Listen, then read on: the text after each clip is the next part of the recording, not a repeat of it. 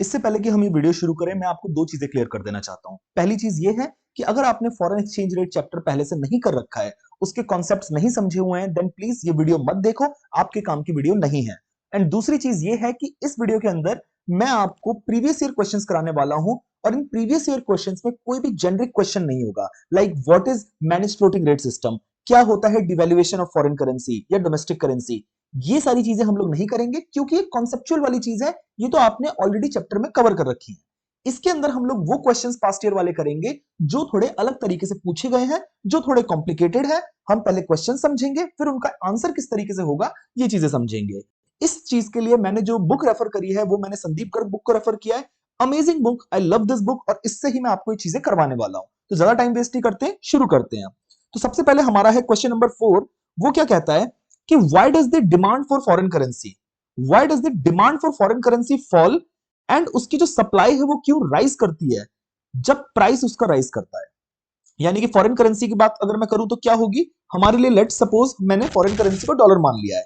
Dollar के जब price बढ़ते हैं, यानी कि लेट सपोज एक डॉलर पहले 80 रुपीज का था, अब एक डॉलर बेटा आपका 85 रुपीज का हो गया है, यानी कि डॉलर के प्राइसेस बढ़ गए हैं।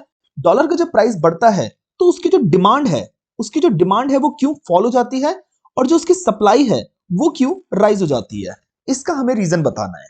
अब मैं आपको एक चीज क्लियर कर दूं, आपने प्राइस जो फ्लेक्सिबल एक्सचेंज रेट सिस्टम के अंदर आपने देखा होगा कि कैसे डिटरमाइन होता है एक्सचेंज रेट।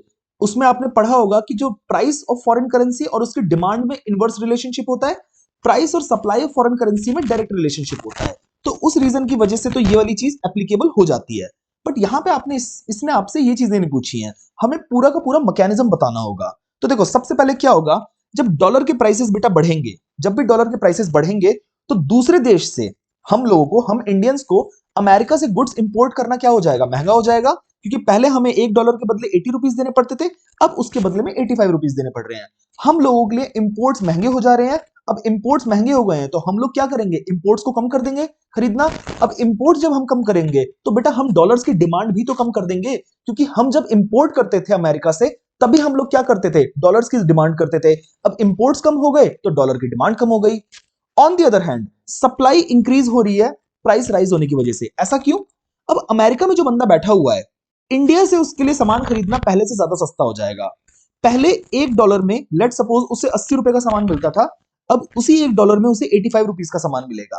अब उस बंदे के लिए इंडिया से सामान खरीदना क्या हो जाएगा, सस्ता हो जाएगा, जिसकी वजह से वो क्या करेगा, ज्यादा से ज्यादा सामान खरीदेगा। और जब वो इंडिया से सामान खरीदेगा तो इंडिया से जो एक्सपोर्ट है वो इंक्रीज होगा, और जब एक्सपोर्ट इंक्रीज होगा बेटा तो वो बंदा पेमेंट हमें करेगा डॉलर्स की टर्म में, और रुपीज में हमारे पास पैसे आएंगे। तो बेसिकली सप्लाई या फिर इनफ्लो हो जाएगा हमारे पास फॉरेन एक्सचेंज का। इस वजह से सप्लाई इंक्रीज हो जाती है। नीचे वही बात लिखी हुई है, when price of foreign exchange rises, यानी कि डॉलर के प्राइसेस लेट सपोज जब राइज होते हैं, डॉलर का मैं सिर्फ एग्जांपल ले रहा हूं कि सबसे ज्यादा ट्रेड हम इसी में करते हैं, अदरवाइज कोई भी फॉरेन करेंसी हो सकती है। When price of foreign exchange rises, import ज्यादा हो जाता है, कॉस्टलियर, इसलिए demand for imports will fall, और डिमांड फॉर इंपोर्ट अगर कम हो रही है तो डिमांड फॉर फॉरेन करेंसी भी फॉल हो जाएगी। दूसरा, जब प्राइस फॉरेन एक्सचेंज का राइज होता है तो डोमेस्टिक गुड्स यानी कि इंडिया के गुड्स सस्ते हो जाते हैं बाहर के लोगों के लिए, अमेरिका के लोगों के लिए, because they can now buy more from one unit of foreign currency. पहले एक रुपए में, एक डॉलर में 80 लेते थे, अब एक डॉलर में 85 लेते हैं, जिसकी वजह से डिमांड फॉर एक्सपोर्ट्स, इंडिया से एक्सपोर्ट्स की डिमांड बढ़ जाएगी। इसकी वजह से इंक्रीज हो जाएगी supply in the foreign exchange. Clear? Question number 5 क्या कह रहा है, visits to foreign countries for sight seeing etcetera by the people of India is on the rise. भाई लोग क्या करते हैं, घूमने फिरने के लिए, हनीमून मनाने के लिए इंडोनेशिया चले जाते हैं, थाईलैंड चले जाते हैं, यूएस चले जाते हैं, विजिट करते हैं दूसरी कंट्री में। What will be it's likely impact on foreign exchange rate and how, इससे हमारे फॉरेन एक्सचेंज रेट पे क्या फर्क पड़ता है और कैसे फर्क पड़ता है। तो सिंपल सी बात है भाई, हम दूसरे देश में अगर घूमने जाएंगे तो हम लोग वहां की करेंसी की क्या करेंगे, डिमांड करेंगे। यहां पे डिमांड या फिर आउटफ्लो फॉरेन एक्सचेंज वाला कॉन्सेप्ट लग जाएगा बेटा, अगर आपने चैप्टर पढ़ा होगा तो visits to foreign countries will raise the demand for foreign exchange, क्योंकि भाई उस कंट्री की करेंसी हम डिमांड करेंगे। और supply of foreign exchange remaining unchanged, supply में कोई चेंज नहीं आया और डिमांड क्या हो गई है, इंक्रीज हो गई है। इसकी वजह से जो एक्सचेंज रेट है वो क्या हो जाएगा, इंक्रीज हो जाएगा। सिंपल सी बात है, जिस जिस कंट्री की करेंसी की डिमांड बढ़ जाती है और सप्लाई में कोई चेंज नहीं आ रहा, अगर एज्यूम कर रहे हैं कि सप्लाई सेम है और डिमांड बढ़ जा रही है, तो किसी भी चीज की जब डिमांड बढ़ती है बेटा तो उसका प्राइस बढ़ता है ना, तो इसलिए एक्सचेंज रेट क्या हो जाएगा, राइज हो जाएगा। Question number 6, how does giving incentives for export influence foreign exchange rate? मेरी बात ध्यान से सुनना, ये बहुत इंपॉर्टेंट है। इंसेंटिव्स फॉर एक्सपोर्ट का मतलब है कि भाई एक्सपोर्ट को इंक्रीज करने के लिए गवर्नमेंट क्या कर रही है, लोगों को छूट दे रही है, टैक्सेशन में छूट दे रही है या फिर सब्सिडीज दे देती है, इस तरह के इंसेंटिव्स। यानी कि इंडिया से अगर कोई सामान बाहर जा रहा है एक्सपोर्ट होके, तो भाई वो सस्ता हो दूसरे देश में जाके, इसलिए गवर्नमेंट इंडिया में लोगों को, प्रोड्यूसर्स को क्या दे रही है, इंसेंटिव्स दे रही है। अब एक सिंपल सी बात बताओ, अगर गवर्नमेंट इंसेंटिव देगी एक्सपोर्ट्स के लिए तो एक्सपोर्ट सस्ते हो जाएंगे। एक्सपोर्ट सस्ते हो जाएंगे तो दूसरी कंट्री में जो बैठे लोग हैं वो ज्यादा हम लोगों से क्या करेंगे, इंपोर्ट करना स्टार्ट कर देंगे, और हमारी तरफ से एक्सपोर्ट्स क्या हो जाएंगे, इंक्रीज हो जाएंगे। और हमारी तरफ से अगर सामान ज्यादा एक्सपोर्ट होगा तो हमारी करेंसी की डिमांड बढ़ेगी या नहीं बढ़ेगी? बिल्कुल बढ़ेगी। और दूसरे देश से जो फॉरेन करेंसी होगी ज्यादा से ज्यादा हमारे देश में आएगी। तो देखो, जब incentive for exports are aimed at increasing exports, incentives export में हम देते ही इसलिए ताकि हमारे एक्सपोर्ट्स इंक्रीज किए जा सके। अब जिसकी वजह से क्या होगा, increase in export will bring more foreign exchange into the country. दूसरे एक्सपोर्ट ज्यादा होगा तो दूसरे देश से पैसा ज्यादा आएगा, और डिमांड अगर हमारे फॉरेन एक्सचेंज की सेम रहेगी, अब देखो दूसरे देश से सप्लाई ज्यादा आ रही है फॉरेन एक्सचेंज की, और हमारे देश डिमांड जो फॉरेन एक्सचेंज की है उसे हमने सेम मान लिया, तो एक्सचेंज रेट क्या हो जाएगा बेटा, फॉल कर जाएगा। यानी कि हमारे देश की कंट्री की डिमांड ज्यादा है करेंसी की और दूसरे देश की उतनी ज्यादा नहीं है, तो ओवरऑल जो दूसरे देश की करेंसी का प्राइस है, फॉरेन एक्सचेंज का प्राइस है, वो क्या हो जाएगा, फॉल कर जाएगा। बात खत्म। फिर foreign exchange rate in India is on a rise recently, ठीक है। What impact is it likely to have on export and how? भाई सिंपल सी बात है, अगर फॉरेन एक्सचेंज का प्राइस इंक्रीज होता है तो उससे क्या फर्क पड़ता है एक्सपोर्ट्स पे हमारे देश के, वो बताना है। तो सिंपल सी बात है, फॉरेन एक्सचेंज का जब प्राइस बढ़ता है, ये इसका अगर फॉरेन एक्सचेंज का प्राइस बढ़ रहा है, यानी कि मतलब क्या हो रही है, हमारी करेंसी, हमारी डोमेस्टिक करेंसी क्या कर रही है, डेप्रिशिएट कर रही है। और फिर आपको वहां पे वो वाला कॉन्सेप्ट लगा देना है कि डेप्रिसिएशन ऑफ डोमेस्टिक करेंसी से एक्सपोर्ट पे क्या फर्क पड़ता है, तो एक्सपोर्ट यहां से इंक्रीज हो जाता है, क्योंकि दूसरे देश में बैठे लोगों के लिए इंडिया से सामान खरीदना सस्ता पड़ जाएगा, और सामान सस्ता पड़ेगा वो तो ज्यादा एक्सपोर्ट इंपोर्ट करेंगे, हमारी तरफ से एक्सपोर्ट बढ़ेगा और हमारी क्या हो जाएगी, फर्क ज्यादा हो जाएगा एक्सपोर्ट, और इससे हमारी जो करेंसी की डिमांड है वो ज्यादा बढ़ जाएगी। तो आप इसको रीड करोगे आपको सब कुछ समझ आ जाएगा। अगला, central bank take steps to control rise in price of foreign exchange. Explain the economic values it involves as far as common man is concern. ध्यान से सुनो, सेंट्रल बैंक स्टेप्स ले रहा है ताकि वो कंट्रोल करें बढ़ते हुए prices of foreign exchange. Dollar के प्राइसेस दिन पे दिन बढ़ते जा रहे हैं, 80 से 85, 85 से कभी 90 हो जाएगा, 90 से 95 भी हो सकता है। इसको सेंट्रल बैंक कंट्रोल कर रहा है। इससे भाई क्या इकोनॉमिक वैल्यूज जुड़ी हुई हैं वो देखना है। तो देखो, कंट्रोल कर रहे हैं जो rise in price of foreign exchange makes import cheaper, यानी कि अगर बाहर से जो बाहर की करेंसीज के प्राइस हैं अगर वो कम हो जाएंगे तो इससे क्या हो जाएगा, दूसरी कंट्री से इंपोर्ट करना हमारे लिए सस्ता हो जाएगा। बिल्कुल।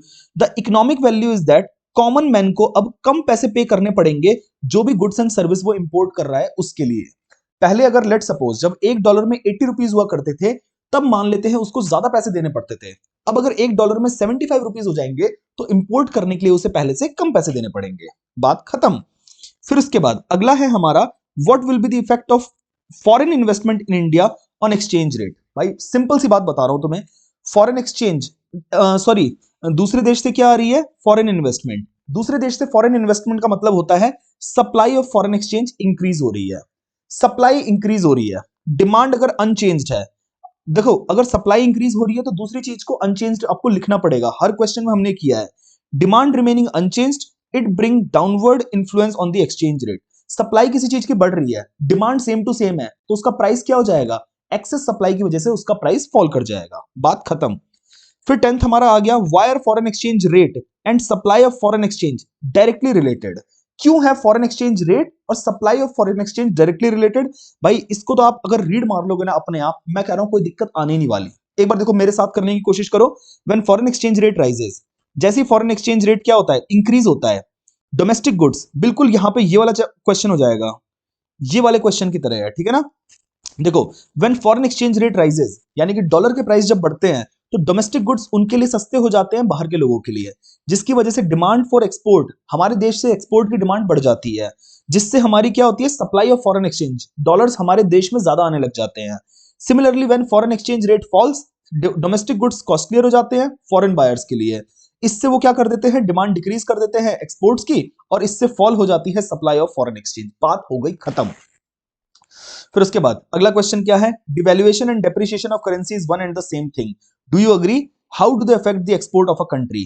भाई देखो, डिवैल्यूएशन हो या फिर डेप्रिसिएशन ऑफ करेंसी हो, जब सिर्फ करेंसी लिखा है मतलब डोमेस्टिक करेंसी, फॉरेन करेंसी के लिए डेडिकेटेडली वर्ड यूज होगा फॉरेन करेंसी, अदरवाइज करेंसी मतलब डोमेस्टिक करेंसी। हमारी करेंसी डिवैल्यू और डिप्रिशिएट दो अलग अलग वर्ड है, काम दोनों का सेम है बट अलग अलग सिस्टम के अंदर है।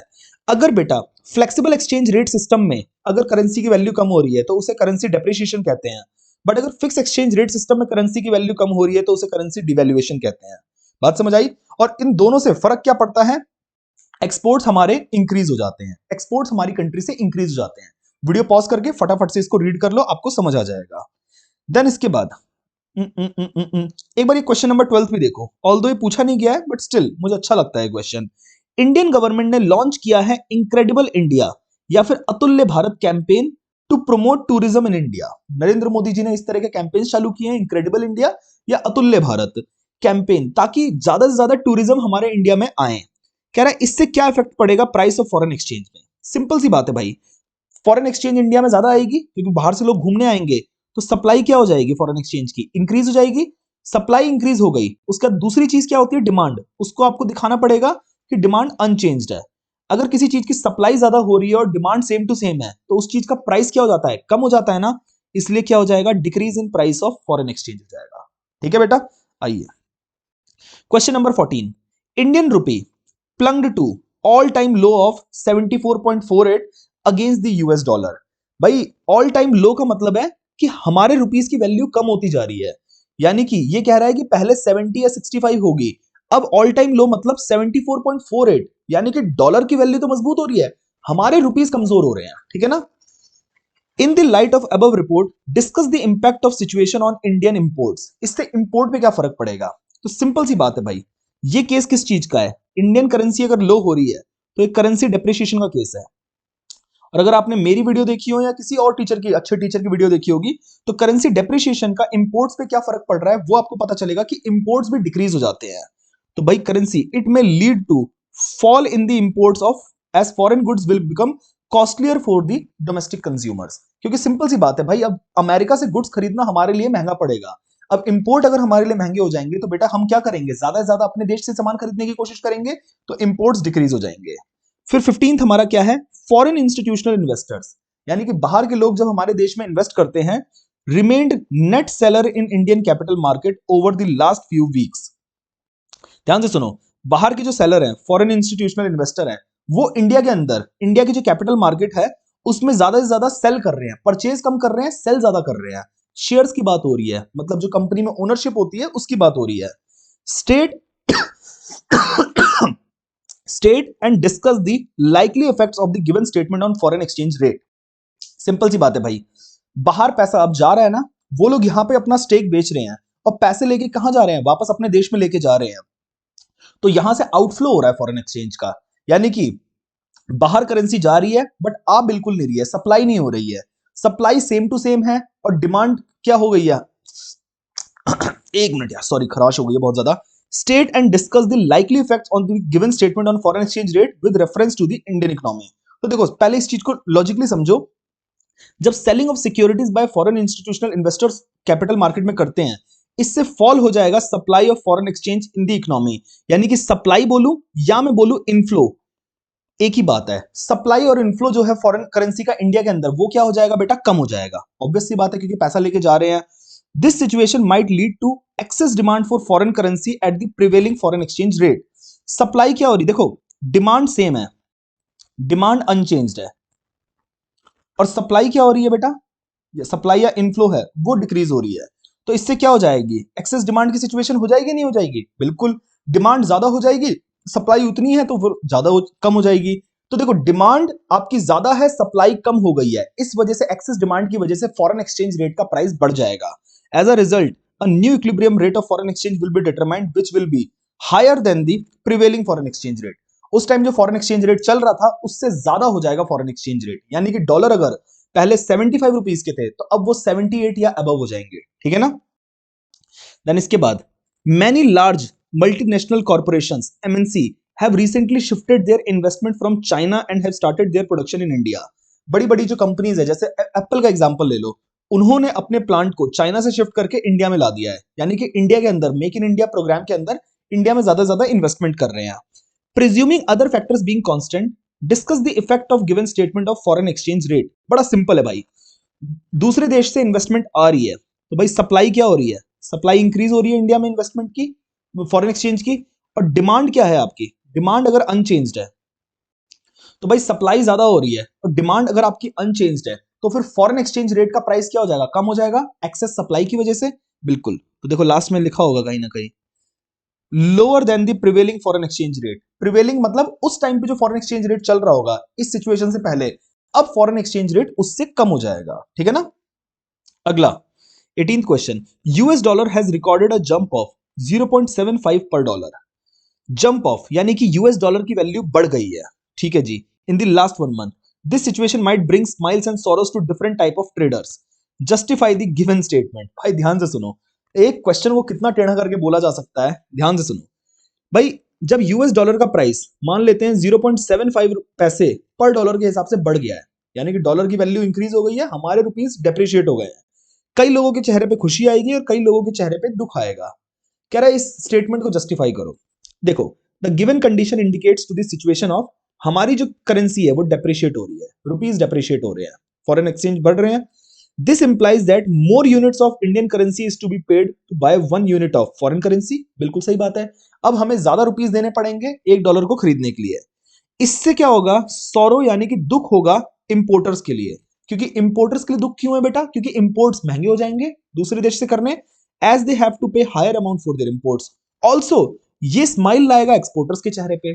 क्यों होगा स्माइल, क्योंकि इससे अगर वो एक्सपोर्ट करेंगे तो बेटा दूसरे देश से जो पैसा आएगा वो ज्यादा आएगा।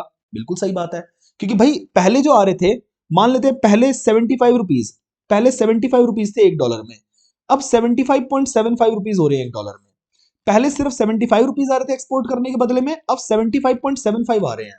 तो भाई एक्सपोर्टर खुश हो जाएंगे, इंपोर्टर दुखी हो जाएंगे।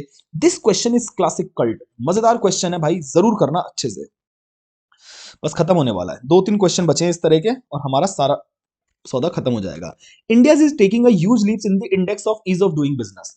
इंडिया, मोदी जी जो है भाई, ईज ऑफ डूइंग बिजनेस यानी कि भारत में बिजनेस करना आसान हो जाएगा, इस चीज के लिए बहुत बड़े बड़े कदम ले रहे हैं, जिसकी वजह से कई सारी एमएनसीज हैं बेटा जो शिफ्ट कर रही हैं अपना production base to India.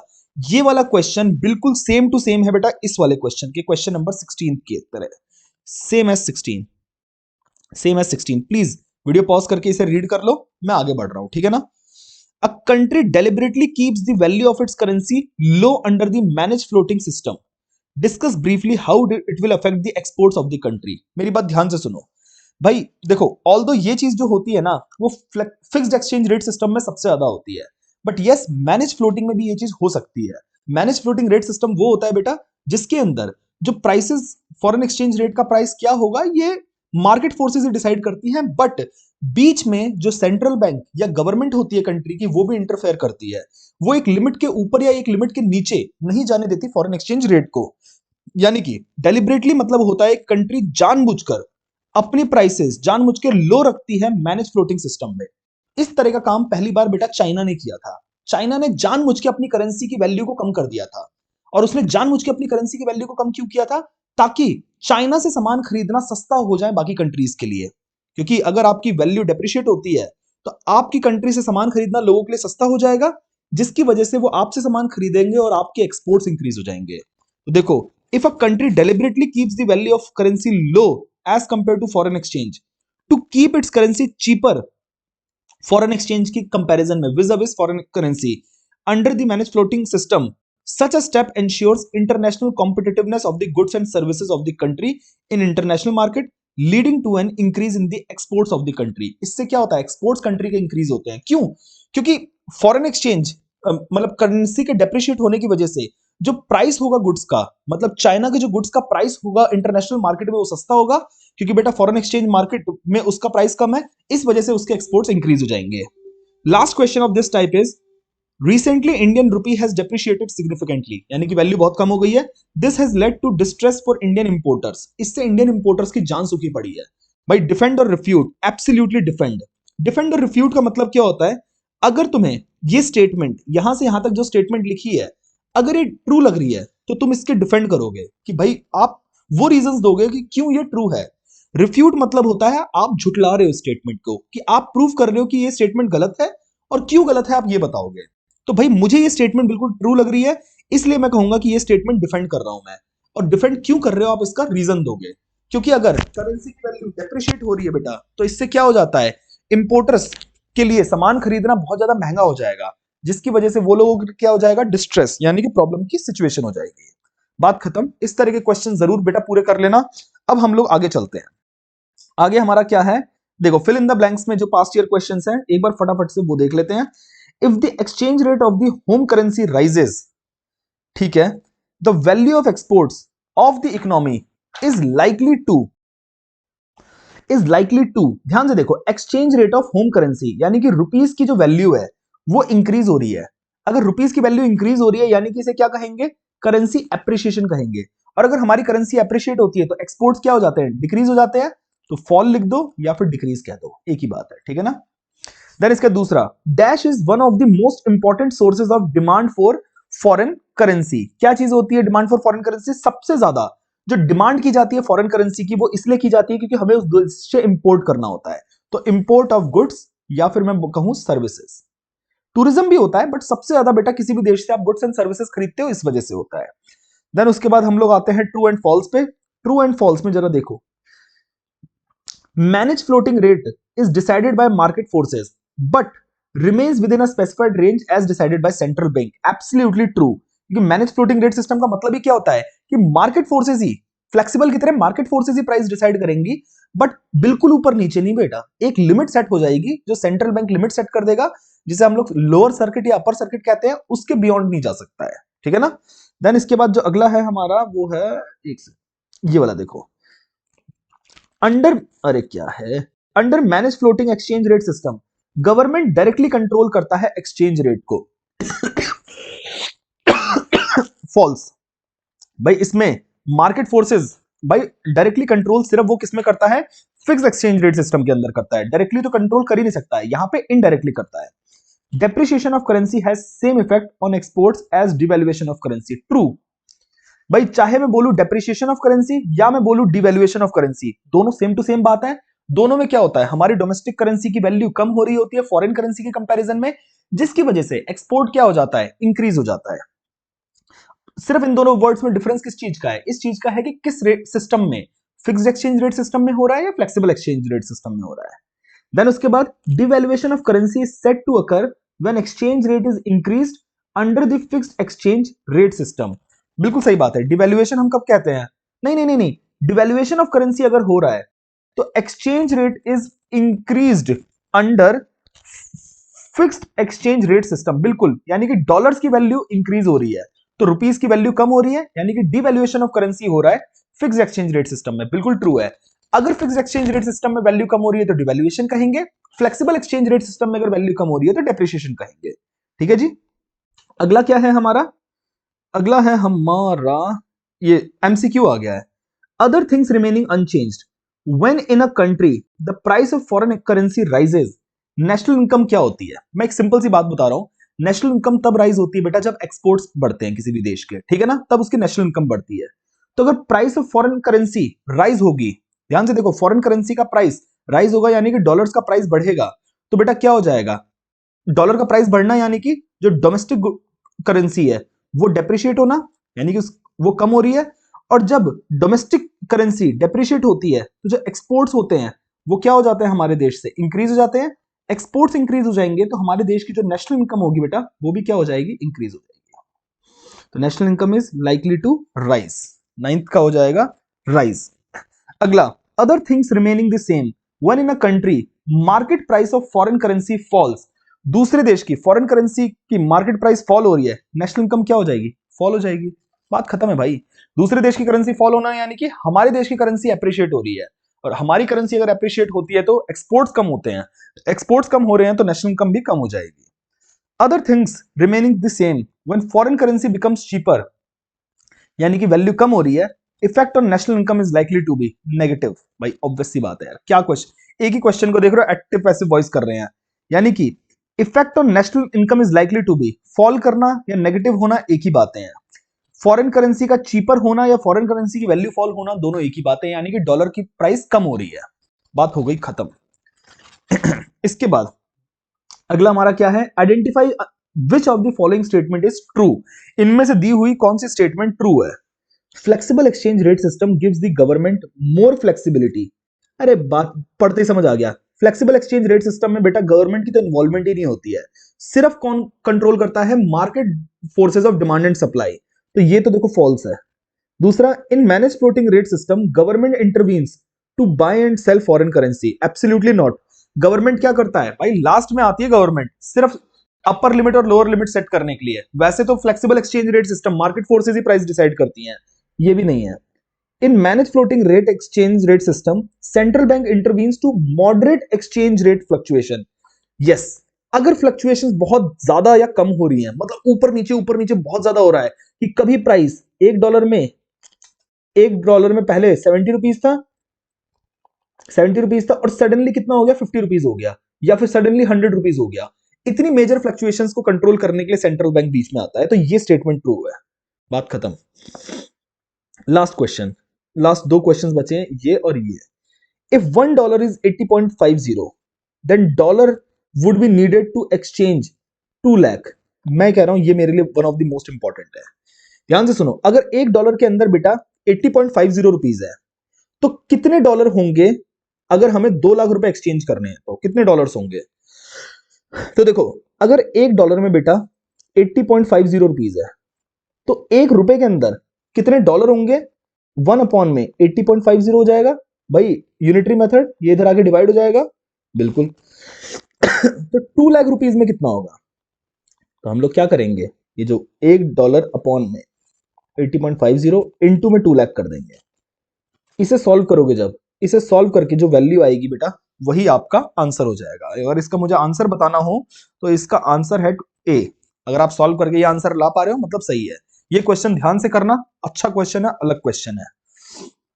Under this system the exchange rates are determined by market forces of demand and supply. However, deliberate efforts are made by the competent authority to keep the exchange rate within a specific range. Competent authority यानी कि central bank control कर रहा है, deliberate effort कर रहा है control करने के लिए। कौन सा है, मैनेज फ्लोटिंग रेट सिस्टम।